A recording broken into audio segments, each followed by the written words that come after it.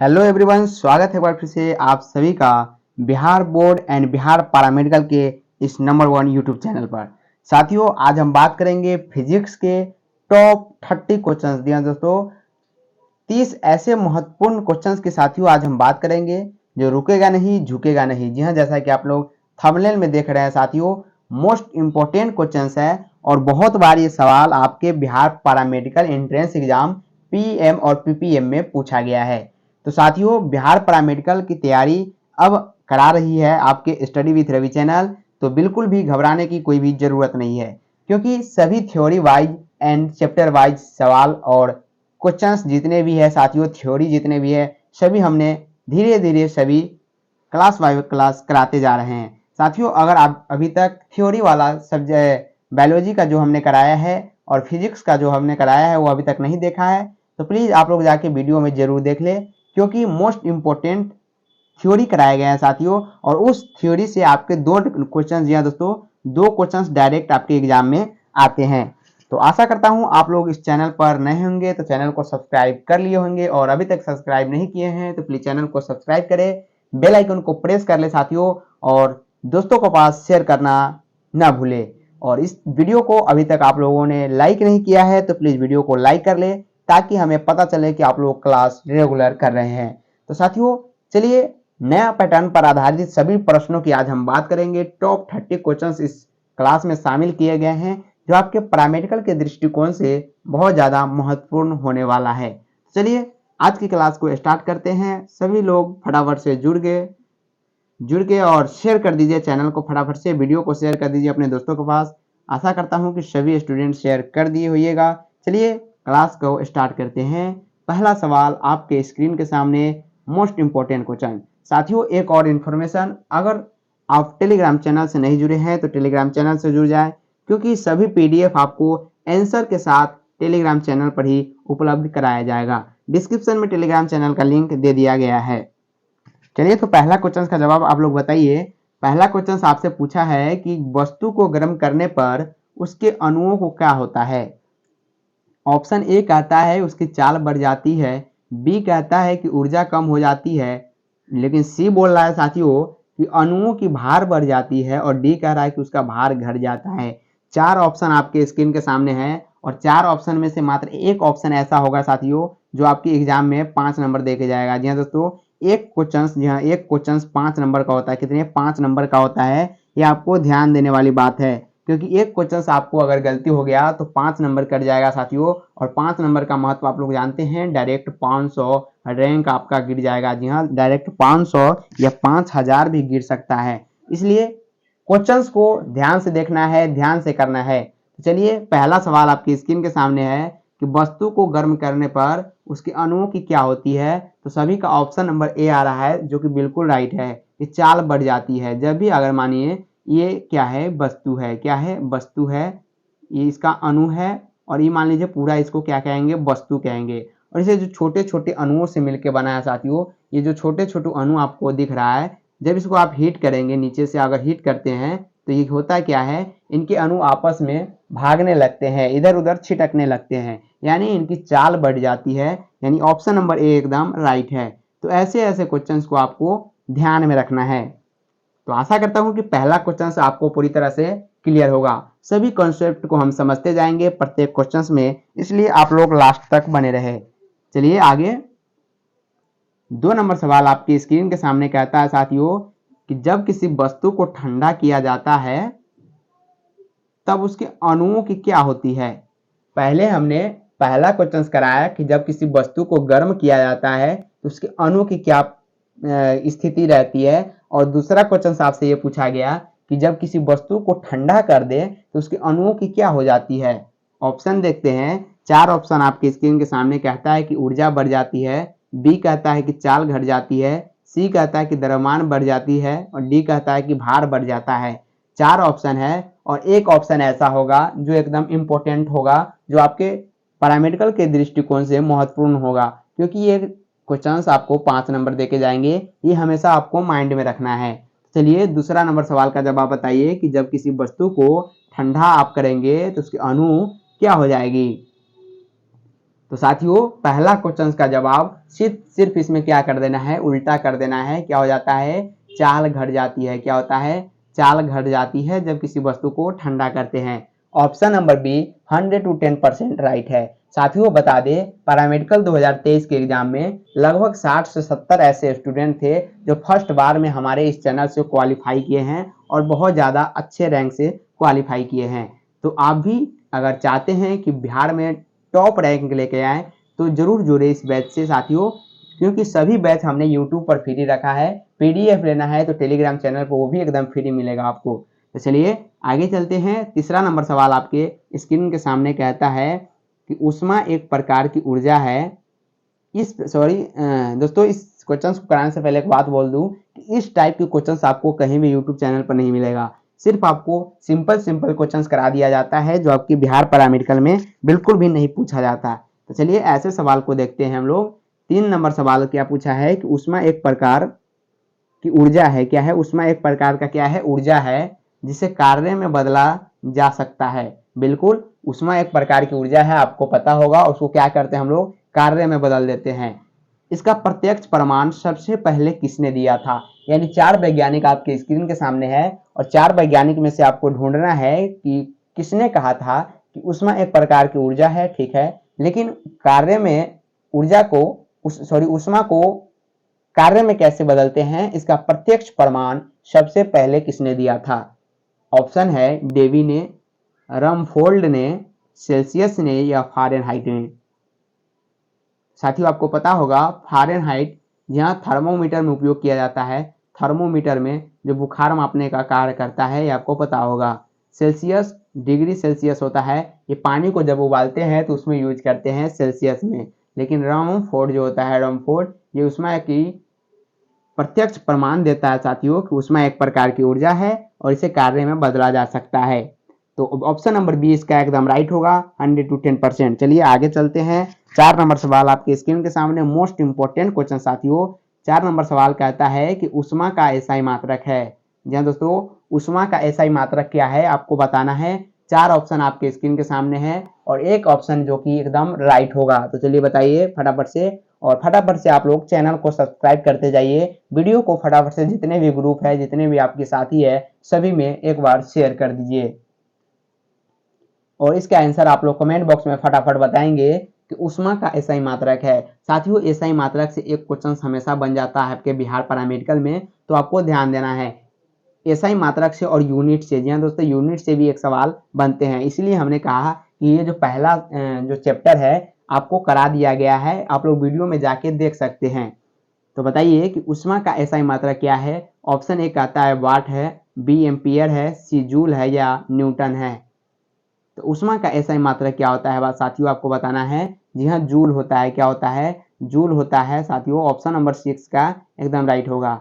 साथियों क्वेश्चंस के साथ में आंसर इसलिए दिया गया है ताकि आपको लास्ट समय में रिवाइज करने में बहुत ज़्यादा महत्वपूर्ण योगदान निभाएगा ये क्वेश्चंस। और क्योंकि आंसर आपको खोजना नहीं पड़ेगा और एग्जाम से एक दिन पहले आप लोग फटाफट से रिवाइज करके जा सकते हैं। और हमें पूरा विश्वास है कि 90% क्वेश्चन आपके पैरामेडिकल में सेम टू सेम लड़ जाएंगे। चलिए बहुत सारे क्वेश्चन हमने 2023 में भी लड़ाए हैं, इसलिए मुझे पूरा उम्मीद है कि ये क्वेश्चन आपके बिहार पैरामेडिकल में फिर से टकराने की संभावना है। चलिए 5 नंबर सवाल अगला आपके स्क्रीन के सामने है, फटाफट से आप लोग बताइए। कहता है कि निम्नलिखित में से कौन ऊष्मा का मात्रक नहीं है। जी हाँ दोस्तों, ऊष्मा का मात्रक इनमें से कौन नहीं है ये आपको बताना है। 5 नंबर क्वेश्चन सवाल आपसे पूछा गया है और वीवीआई क्वेश्चन से साथियों ऐसे सवाल आपके बिहार पैरामेडिकल एंट्रेंस एग्जाम में बहुत बार पूछा गया है। तो कौन सा ऊष्मा का मात्रक नहीं है, चलिए ऑप्शन देखते हैं। ऑप्शन ए कहता है कैलोरी, बी कहता है किलो कैलोरी, सी कहता है जूल, डी कहता है डिग्री सेल्सियस। तो ऊष्मा का मात्रक नहीं पूछा है, ये आपको ध्यान देना है। तो साथियों जैसा कि आपको पता होगा कि कैलोरी को क्या, ये भी क्या है, ऊष्मा का मात्रक है। कैलोरी भी ऊष्मा का ही मात्रक है और जूल भी ऊष्मा का ही मात्रक है। तीनों है साथियों, लेकिन डिग्री सेल्सियस ये बिल्कुल भी नहीं है। यानी ऑप्शन नंबर डी जो है एकदम राइट है, 100 to 10%। साथियों ऐसे क्वेश्चंस आपके बिहार पैरामेडिकल में पूछे जाएंगे जो डायरेक्ट कंफ्यूज करेगा और आप गलत आंसर जवाब मार के आएंगे, और ज़्यादातर स्टूडेंट इसका आंसर ऑप्शन नंबर बी दिया है जो बिल्कुल गलत है। चलिए ये क्वेश्चंस आपको पूरी तरह से क्लियर होगा साथियों। इसका option number D degree Celsius, जी हाँ, ऊष्मा का मात्रक नहीं है। चलिए आगे चलते हैं, फटाफट से आप लोग वीडियो को लाइक करते जाएं, और अभी तक स्टडी विथ रवि चैनल को सब्सक्राइब नहीं किए हैं तो प्लीज चैनल को सब्सक्राइब जरूर करें। चलिए 6 नंबर सवाल आपके स्क्रीन के सामने है। 6 नंबर सवाल आपसे क्या पूछा है, कहता है कि ताप का एसआई मात्रक क्या है। जी हाँ दोस्तों, एसआई मात्रक से जैसा कि हमने बताया एक क्वेश्चन आपके जरूर आएंगे, तो हमने बहुत सारे एसआई मात्रक पर भी सवाल कराए हैं ताकि आपको डायरेक्ट क्वेश्चन लड़ सके। तो चलिए बताइए 6 नंबर सवाल का जवाब कि ताप का एसआई मात्रक क्या है। ऑप्शन ए कहता है केल्विन, बी कहता है सेल्सियस, सी कहता है सेंटीग्रेड और डी कहता है फ़ारेनहाइट। तो आपको बताना है फटाफट अंदाज में, हमने हिंट भी आपको दे दिया है इस क्वेश्चन के माध्यम से।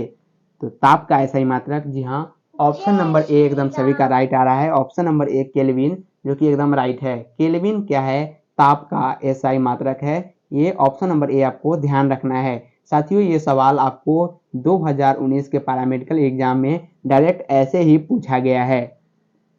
चलिए आगे चलते हैं, अगला सवाल 7 नंबर सवाल आपके स्क्रीन के सामने। 7 नंबर क्वेश्चन आपसे क्या पूछा, कहता है कि सेल्सियस में ताप का कौन सा तापक्रम 300 केल्विन के बराबर है। यानी सेल्सियस में कितना डिग्री अगर तापमान रहेगा तो केल्विन में 300 केल्विन हो जाएगा। जी दोस्तों, 300 केल्विन कितना डिग्री सेल्सियस के बराबर होता है ये आपको बताना है। ऑप्शन देखते हैं। ऑप्शन कहता है 30 डिग्री सेल्सियस, बी कहता है 27 डिग्री सेल्सियस और सी कहता है साथियों 300 डिग्री सेल्सियस और डी कहता है इनमें से कोई नहीं। सॉरी दोस्तों, तो चलिए बताइए इसका 7 नंबर सवाल का जवाब। तो साथियों आपको बता दे कि 27 डिग्री सेल्सियस, जी हाँ दोस्तों, 27 डिग्री सेल्सियस बराबर कितना होता है, 300 केल्विन होता है। ये आपको ध्यान रखना है क्योंकि ऐसे कन्वर्ट करके भी आपसे सवाल पूछा जा सकता है, इसमें कोई भी आशंका नहीं है साथियों, क्योंकि बहुत बार ऐसा सवाल आपसे पूछा गया है। तो चलिए बताइए अगला सवाल का जवाब आप लोग दीजिए। 8 नंबर सवाल आपके स्क्रीन के सामने मोस्ट इंपोर्टेंट सवाल है। कहता है कि थर्मोस्टेट का क्या कहता है, थर्मोस्टेट का प्रयोजन क्या है। यानी थर्मोस्टेट का प्रयोजन कहने का मतलब उसका कार्य क्या है, ये आपसे पूछा गया है 8 नंबर सवाल में। आप लोग बताइए। साथियों आपको बता दें हमने इस साल जो भी क्वेश्चंस कराए थे उसमें से बहुत सारे ऐसे बायो के भी क्वेश्चंस थे जो डायरेक्ट लड़े थे, इसलिए आपको पूरे विश्वास के साथ हमारे साथ जुड़ के रहना है और बहुत सारे हमने क्वेश्चंस करा रखे हैं वो भी देखना है साथियों, और जो हमने कराएंगे इस साल के लिए वो बहुत ज़्यादा इम्पोर्टेंट रहेगा, इसलिए आप लोग लास्ट तक जुड़े रहेंगे। चलिए 8 नंबर सवाल का जवाब बताइए कि थर्मोस्टेट का प्रयोजन क्या है। ऑप्शन ए कहता है तापमान को मापना, बी कहता है तापमान को बढ़ाना, सी कहता है तापमान को स्थिर रखना या डी ताप को विद्युत में बदलना। तो ऑप्शन नंबर सी सभी का एकदम आ रहा है, राइट है साथियों। तापमान को स्थिर रखना ही थर्मोस्टेट का कार्य होता है, यानी ऑप्शन नंबर सी इसका एकदम राइट होगा। चलिए आगे चलते हैं, अगला सवाल 9 नंबर सवाल आपके स्क्रीन के सामने मोस्ट इंपोर्टेंट क्वेश्चन है साथियों। कहता है कि गर्म मौसम में पंखा चलाने से आराम महसूस होता है। जी दोस्तों, गर्म मौसम में क्या होता है, जब हम पंखा चलाते हैं तो आराम महसूस होता है क्योंकि पंखा ठंडी हवा देती है। ऑप्शन बी कहता है हमारा बस्ती नाथ तेजी से वाष्पीकृत होता है, या सी कहता है हमारे शरीर से अधिक ऊष्मा विकृत होती है और डी कहता है हवा की संवाहकता बढ़ जाती है। साथियों गर्म के मौसम में जब हम पंखा चलाते हैं तो हमें आराम महसूस होता है क्योंकि हमारी बस्ती नाथ जो है वो तेजी से वाष्पीकृत होने लगती है, इसलिए ऐसा होता है। जो भी हमारे अंदर से जो भी गर्म पसीने निकलती है साथियों वो वाष्प के रूप में निकल जाती है, इसलिए ऐसा होता है। चलिए आगे चलते हैं, अगला सवाल 10 नंबर सवाल आपके स्क्रीन के सामने। कुछ आपको इसमें जो हम अभी क्लास कर रहा है उसमें दिक्कत की सामना कर रही होगी साथियों मैसेज की। तो बहुत सारे स्टूडेंट क्लास के समय ही मैसेज करते रहते हैं, तो बिल्कुल भी मैसेज क्लास के समय ना करें साथियों। और 10 नंबर सवाल का जवाब आप लोग फटाफट से दीजिए। कहता है कि सूर्य की सतह का तापमान होता है, तो सूर्य की सतह का तापमान कितना होता है आपको बताना है। ऑप्शन कहता है साथियों 600 केल्विन, बी कहता है 2000 केल्विन, सी कहता है 6000 केल्विन या डी 7000 केल्विन। तो साथियों आपको पता होगा, आशा है ये सवाल का जवाब कि सूर्य की सतह का तापमान कितना होता है। आप लोग बताइए फटाफट से। जी हाँ दोस्तों, कितना होता है। जी हाँ 6000 केल्विन होता है। कितना, 6000 केल्विन होता है, जो कि ऑप्शन नंबर सी में दिया गया साथियों। सूर्य की सतह का तापमान होता है। हाल ही में हमारा चंद्रयान 3, जी हाँ दोस्तों, चंद्रमा के दक्षिणी ध्रुव पर उतर गया है। ये भी सवाल आपसे पूछा जा सकता है साथियों। तो चंद्रमा के दक्षिणी ध्रुव पर उतरने वाला भारत पहला देश बन गया। जी हाँ दोस्तों, भारत पहला देश बन गया है और चांद की सतह पर जाने वाला चौथा देश बन गया है। दक्षिणी ध्रुव पर जाने वाला पहला देश और चांद की सतह को छूने वाला साथियों चौथा देश बन गया है। और जल्द ही 2 तारीख को साथियों हमारा सूर्य पर जाने वाली एक लॉन्च होने वाला है साथियों, जो जल्द ही आपको देखने को मिलेगा।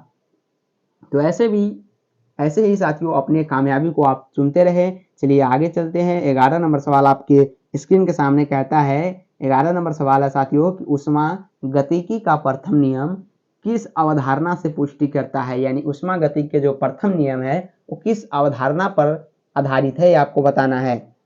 ऑप्शन ए कहता है ऊर्जा संरक्षण, बी कहता है ताप संरक्षण, सी कहता है कार्य संरक्षण या डी इनमें से कोई नहीं। तो आपको बताना है कि ऊष्मा गति का जो प्रथम नियम है साथियों किस अवधारणा की पुष्टि करता है।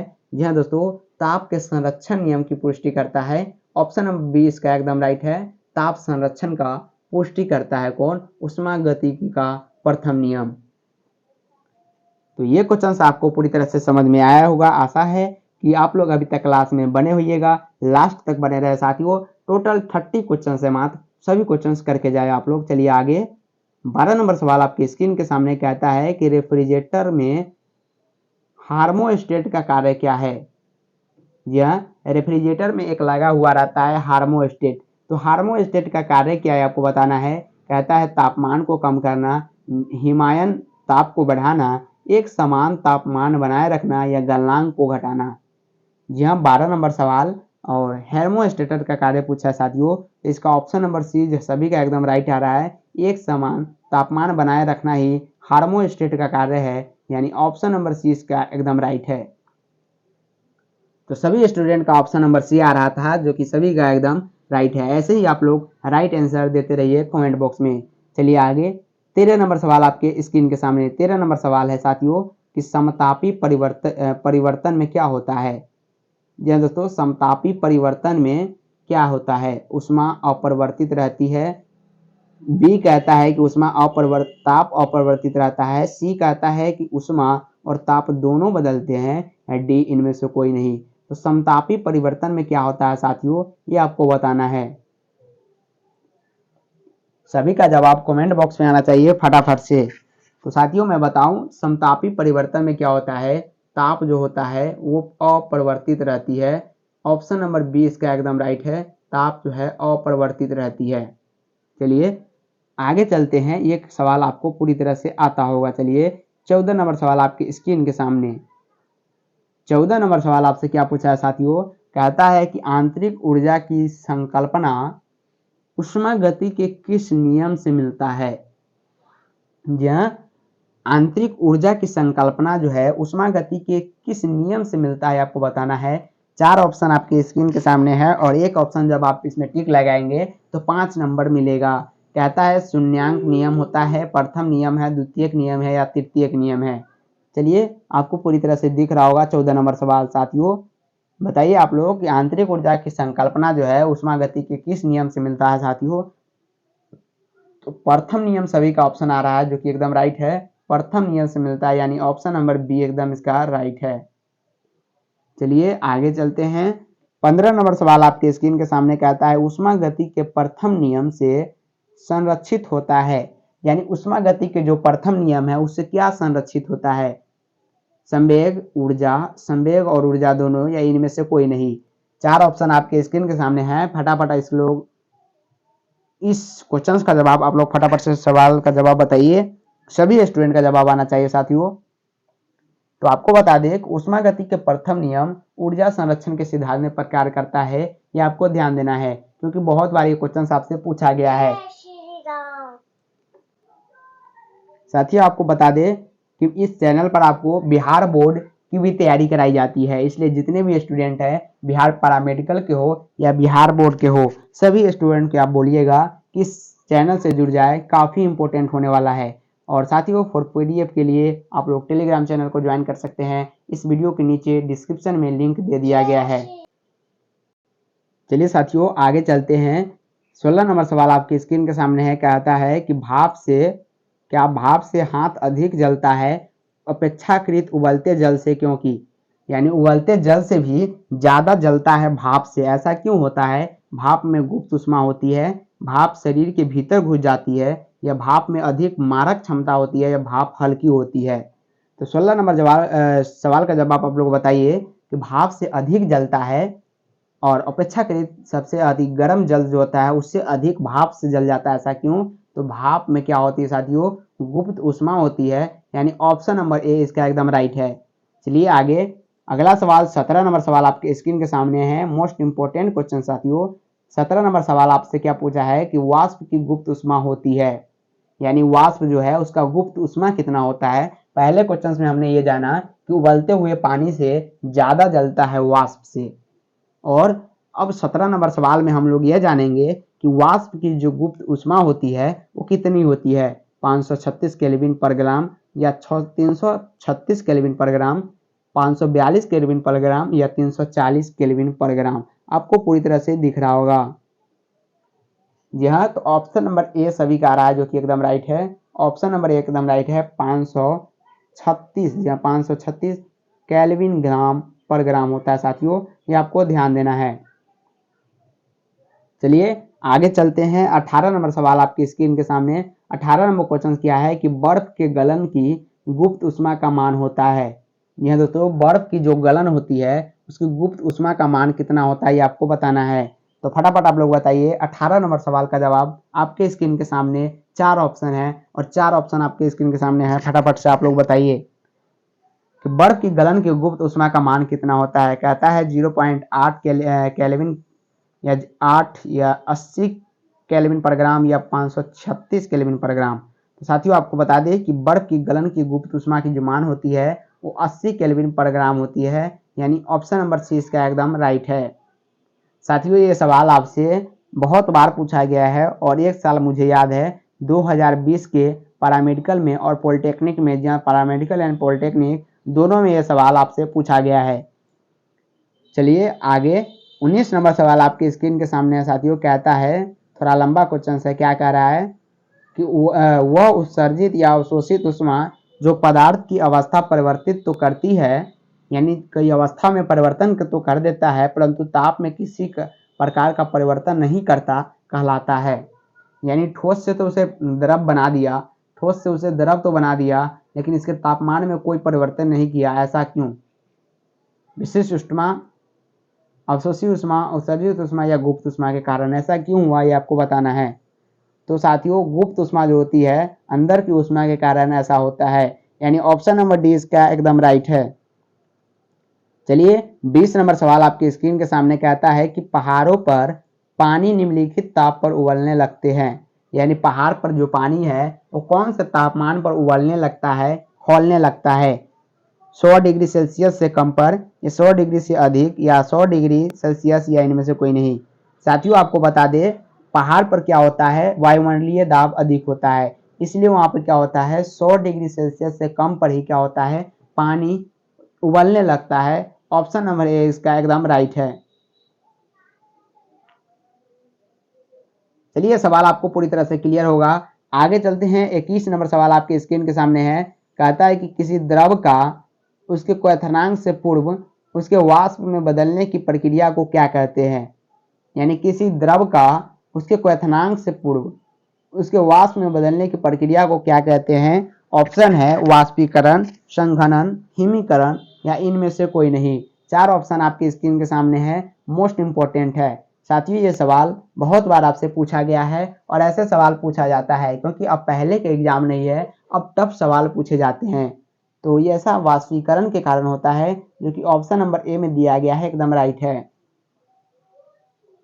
चलिए 22 नंबर सवाल आपके स्क्रीन के सामने, रुकेगा नहीं झुकेगा नहीं, मोस्ट इंपोर्टेंट सवाल पुष्पराज वाला साथियों। 22 नंबर सवाल कहता है कि बर्फ पर स्केटिंग करना प्रदर्शित करता है, यानी बर्फ पर जो देखते होइएगा रीडिंग यानी बाइसाइकिलिंग करना, जिसे हम बर्फ के रूप में कहते हैं स्केटिंग करना, किस दाब बढ़ने पर बर्फ का गलनांक बढ़ जाता है। यानी जब वो स्केटरिंग होता है तो दाब बढ़ने पर बर्फ का गलनांक क्या हो जाता है, बढ़ जाता है, अपरिवर्तित रहता है, घट जाता है, या पहले घटता है फिर बढ़ता है। यह दोस्तों घट जाता है। गलनांक क्या होता है, घटता है, यानी ऑप्शन नंबर सी इसका एकदम राइट है। चलिए आगे चलते हैं। 23 नंबर सवाल आपके स्क्रीन के सामने, मोस्ट इंपोर्टेंट क्वेश्चन कहता है, क्या कह रहा है 23 नंबर सवाल कि बर्फ की दो टुकड़े को आपस में दबाने पर टुकड़ा आपस में चिपक जाता है। ऐसा क्यों होता है, जब आपके पास दो बर्फ की टुकड़ा है साथियों, ऐसा दो बर्फ के टुकड़ा है जो आपस में जब इसको क्या करते हैं, चिपकाते हैं, तो ये चिपक जाता है। जी हाँ दोस्तों, ये क्या होता है, चिपक जाता है। ऐसा क्यों होता है, दाब अधिक होने से बर्फ का गलनांक घट जाता है। ऑप्शन बी कहता है दाब अधिक होने से बर्फ का गलनांक बढ़ जाता है। ऑप्शन सी दाब व गलनांक में दोनों में कोई बंधन नहीं होता, या इनमें से कोई नहीं। चलिए 4 ऑप्शन आपके स्क्रीन के सामने है और पूरी तरह से आपको क्वेश्चन दिख रहा होगा। तो साथियों इसका ऑप्शन नंबर ए सभी का आ रहा है, जो कि एकदम राइट है। आप लोगों ने एकदम सही पकड़ा है कि दाब अधिक होने से बर्फ का गलनांक क्या होता है, घट जाता है, इसलिए आपस में चिपक जाता है दोनों को सटाने पर। चलिए ये सवाल आपको पूरी तरह से क्लियर होगा, और ऐसा सवाल बिहार पैरामेडिकल में पूछा जाता है क्योंकि लॉजिक वाले क्वेश्चन सबसे ज्यादा पूछे गए हैं। चलिए 24 नंबर सवाल आपकी स्क्रीन के सामने कहता है साथियों, क्या कह रहा है कि ठोस कपूर से कपूर वाष्प बनाने की प्रक्रिया को कहते हैं। यानी क्या, ठोस कपूर से कपूर के वाष्प बनाने की प्रक्रिया को क्या कहते हैं, वाष्पीकरण, हिमीकरण, पिघलना या ऊर्ध्वपातन। चलिए 4 ऑप्शन आपके स्क्रीन के सामने हैं, फटाफट आप लोग इसका जवाब बताएंगे कि ठोस कपूर से कपूर वाष्प में परिवर्तित करने की प्रक्रिया क्या कहलाता है। जी हाँ, सभी का राइट ऑप्शन है हिमीकरण। हिमीकरण ऐसी प्रक्रिया है साथियों, इस प्रक्रिया से हम लोग ठोस वाष्प को कपूर वाष्प में ठोस कपूर को कपूर वाष्प में परिवर्तित कर देते हैं। ऑप्शन नंबर बी नहीं होगा साथियों, ऑप्शन नंबर बी हिमीकरण नहीं, ऊर्ध्वपातन। जी हाँ, ऊर्ध्वपातन ऐसी प्रक्रिया है, यानी ऑप्शन नंबर डी इसका एकदम राइट है। चलिए कुछ मिस्टेक हो जाता है, इसलिए आपको बताने के लिए बहुत बहुत धन्यवाद, क्योंकि आप लोगों ने बताया कि नहीं सर ऊर्ध्वपातन होगा। चलिए आगे 25 नंबर सवाल आपके स्क्रीन के सामने कहता है कि तेज हवा वाली रात्रि में ओस नहीं बनती, क्यों। जब तेज हवा बहती है साथियों, जब तेज हवा बहती रहती है और जो ओस होती है वो नहीं बनती है, ऐसा क्यों होता है। वाष्पीकरण की दर तेजी होती है, हवा में नमी कम होती है, तापमान उच्च रहता है, या आकाश साफ नहीं रहता है। ऐसा क्यों होता है, जब ज़्यादा हवा बहती रहती है, जब ज़्यादा हवा बहती रहती है तो ओस कम हो जाता है। तो साथियों ये वाष्पीकरण की दर क्या होती है, उसमें तेज हो जाती है, यानी ऑप्शन नंबर ए इसका एकदम राइट है। वाष्प अधिक जब गिरती है साथियों, जब ओस गिरती है और हवा जब तेज रहती है तो ये टकराकर वाष्पीकृत हो जाती है और दर इसकी तेज हो जाती है। चलिए आगे 26 नंबर सवाल आपके स्क्रीन के सामने, कुछ ही सवाल और बचे हैं, तो 26 नंबर सवाल का जवाब आप लोग बताइए। कहता है कि किस पहाड़ी की चोटी पर जल अपेक्षाकृत कम ताप पर ही उबलने लगता है, क्योंकि। ये सवाल का जवाब हमने पहले भी बताया है, और ये 26 नंबर सवाल आपसे फिर पूछ दिया कि पहाड़ी की चोटी पर जल अपेक्षाकृत कम तापमान पर उबलने लगते हैं, वायुमंडलीय दाब कम होता है, और नीचे जाने पर साथियों जब आप समुद्र के गहराई में जाएंगे तो वहां पर दाब ज्यादा होता है। तो वायुमंडलीय दाब कम होने के कारण पहाड़ की चोटी पर जल अपेक्षाकृत कम तापमान पर ही उबलने लगते हैं। तो 26 नंबर सवाल आपको पूरी तरह से क्लियर होगा, आशा है। चलिए आगे चलते हैं। 27 नंबर सवाल आपकी स्क्रीन के सामने कह रहा है कि जल का क्वथनांक है। जी हाँ, जल का क्वथनांक कितना है आपको बताना है। सदैव 100 डिग्री सेल्सियस, या पात्र के पदार्थ पर निर्भर करता है, अपेक्षाकृत आर्द्रता पर निर्भर करता है, या ऑप्शन नंबर डी कह रहा है कि जल की घुली सतह के ऊपर के दाब पर निर्भर करता है। यानी ऑप्शन नंबर डी तो एकदम राइट हो गया। ऑप्शन नंबर डी क्या हो गया साथियों, एकदम राइट हो गया। तो ऑप्शन नंबर डी को राइट मारेंगे। चाहे तो आप इसका स्क्रीनशॉट ले सकते हैं या पीडीएफ के लिए आप लोग टेलीग्राम चैनल को नीचे डिस्क्रिप्शन में दिया गया है, ज्वाइन हो सकते हैं। साथियों 0 रुपया में आपको सभी क्लास दिया जा रहा है, कोई भी कॉस्ट आपको नहीं देना है। तो आपसे सिर्फ एक ही चीज मांग रहा हूँ, सब्सक्राइब, लाइक और शेयर, बस इतना आप लोग करते जाएं। चलिए आगे 28 नंबर सवाल आपके स्क्रीन के सामने। मोस्ट पावरफुल क्वेश्चन साथियों, बहुत बार पूछा गया है। कहता है कि चावल को पकाने में कहाँ अधिक समय लगेगा। यहाँ चावल को पकाने में कहाँ अधिक समय लगेगा, ये भी पहाड़ से रिलेटेड क्वेश्चन है, दाब से रिलेटेड क्वेश्चन है। तो बताइए, समुद्री तट पर, समुद्री की गहराई में, शिमला में, या माउंट एवरेस्ट पे।